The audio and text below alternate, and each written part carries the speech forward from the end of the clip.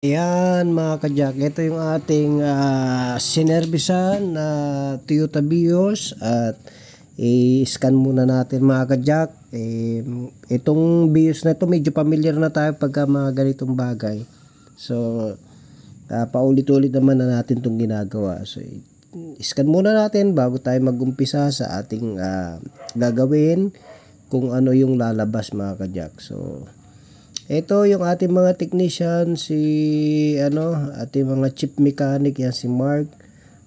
I-check niya muna yan mga kajak para sa ganun makita agad kung ano yung bakit siya nag-check engine. Okay. So ito na po. May dala-dala pong scanner para sa ganun ay mabilis ma-trace kung ano yung problema dahil meron po siyang check engine. So ayan. Binabasa na natin. Ayun, nakita na agad. So ang nakalagay dito mga kajak ay shift solenoid circuit B, no? Ayan, tignan niyo mga kajak, oh. Focus pa natin ng konti. Ayun, shift solenoid B, control circuit high. So anyway, alam na natin 'yan at babaklasin natin, check natin yung kanya mga solenoid para masigurado natin na yun talaga ang problema. So, tignan natin.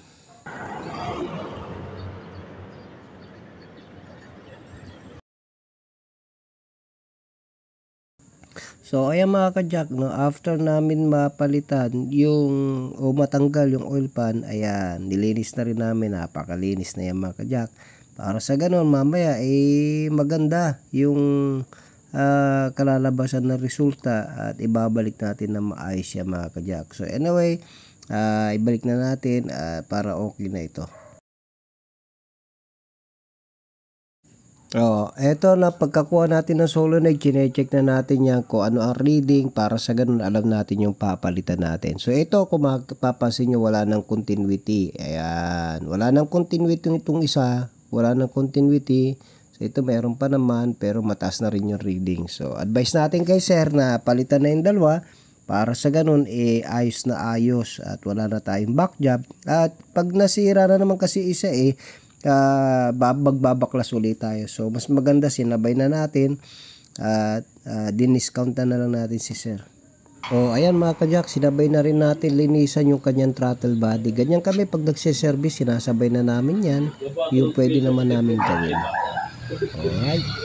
Ito na ang resort, napakalinis na agad mga kajak. Ayos. So, yun lang mga kajak, no? Napakaiksi yung videos natin at pinakuhanan ko lang sa mga kasama natin kasi sila na yung nag-home service. So, at least kasi marami tayong ginagawa sa shop din. So, anyway mga kajak, satisfied na yung ating customer at hindi naman po ganun kalakihan magastos sa ganyang problema ng inyong mga biyo. So, tumawag lang kayo mga kajak kung meron kayong kailangan. Tanungin, tumawag lang po kayo. Para sa ganun, ay ma-assist po namin kayo, mabigyan po kayo ng tamang quotation, at hindi rin po tayo maloko. Siyempre, pagka sa iba natin pina-check, minsan may mga nanloloko, sabihin nila sa inyo na transmission na yan, i-rebuild na natin yan, o kaya ganito. Nako. So, yung mga kajak, marami na tayong experience at marami na tayong customer na ganyan na quotation na malalaki at na ayos naman natin na isalba natin yung kanila mga transmission, especially itong mga solenoid problem lang naman, no? So hopefully meron kayo natutunan muli at yung ating customer, salamat sir sa inyong pagtitiwala sa Jack of All Trades Auto Care. So anyway, yun lamang ang aking munting share sa inyo mga kajak. Sana makatulong muli sa bawat isa sa atin, yung mga car owner natin na hindi lang naman yan pambiyos, may mga solenoid ang mga transmission natin, no? Actually meron na kami mga na-encounter Innova, Toyota Hiace, may mga solenoid, may mga Fortuner.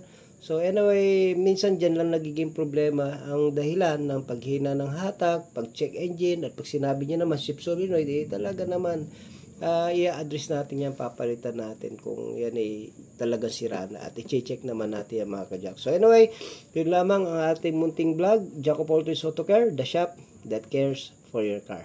God bless po. Ayan si Sir, salamat Sir sa inyong pagtitiwala sa amin sa Jack of all trades Auto Care, at kayo po ay lagi nakasubaybay sa amin. So anyway, maraming salamat din sa ating mga technician na from Taguig pa at pinuntahan nila si Sir, at naayos naman ang kanyang sasakyan. And anytime pwede pong tumawag kung anong problema pa ng sasakyan nyo, Sir. Muli, Sir, salamat po at pagpalain tayo ng ating Panginoon. God bless po sa inyong lahat.